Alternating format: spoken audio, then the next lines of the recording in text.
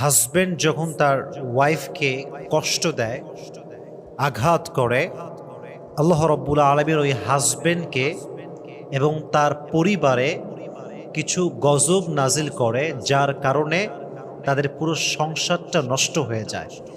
এবং সে গজবগুলো কি কি, এবং যখন একজন হাজবেন্ড তার ওয়াইফকে কষ্ট দেয়, আল্লাহ সে হাজবেন্ডকে কোন আযাবে ফেলে, কোন পানিশমেন্টে ফেলে, এটা আমরা আজকে জেনে নিব। সকলে বলেন ইনশাআল্লাহ।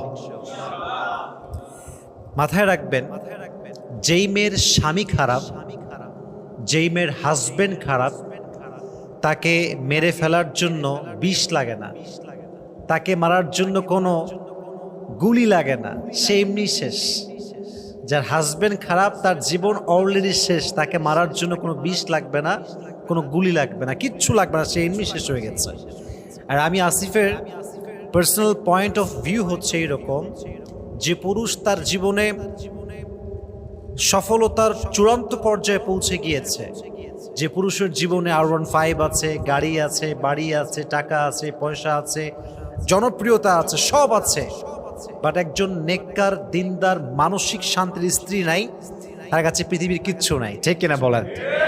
Exactly to the same way, একজন নারী যার কাছে রূপের বাহার আছে, অনেক সুন্দরী নারী, বাপের কোটি কোটি টাকা আছে, ঢাকার গুলশানে ফ্ল্যাট, অনেক টাকার মালিক সে, অনেক রূপের এবং গুণবতী নারী সে, কিন্তু তার কাছে মন মতো একজন স্বামী নেই, মানসিক শান্তির একজন হালাল পুরুষ নেই, তার মানে তার জীবনে কিছুই নাই। ঠিক কিনা বলেন?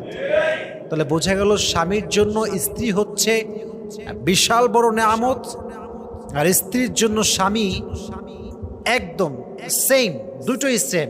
স্বামীর জন্য স্ত্রী নেয়ামত, স্ত্রীর জন্য স্বামীও নেয়ামত। এটা অনেক বড় দামি জিনিস।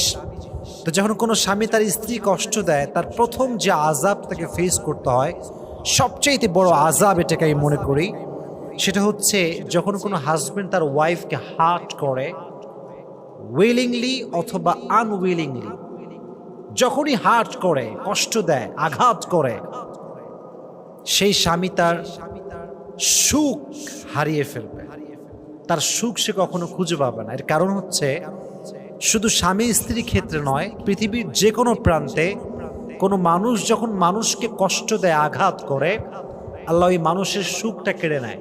কারণ মানুষকে অসুখী করে, কষ্ট দিয়ে পৃথিবীর কোনো মানুষ কখনো সুখী হতে পারে নাই। ঠিক এরা বলেন? মানুষকে কষ্ট দেওয়া, কারো মন ভাঙা যদি ক্রাইম হতো, অপরাধ হতো, তাহলে আমার মনে হয় বাংলাদেশের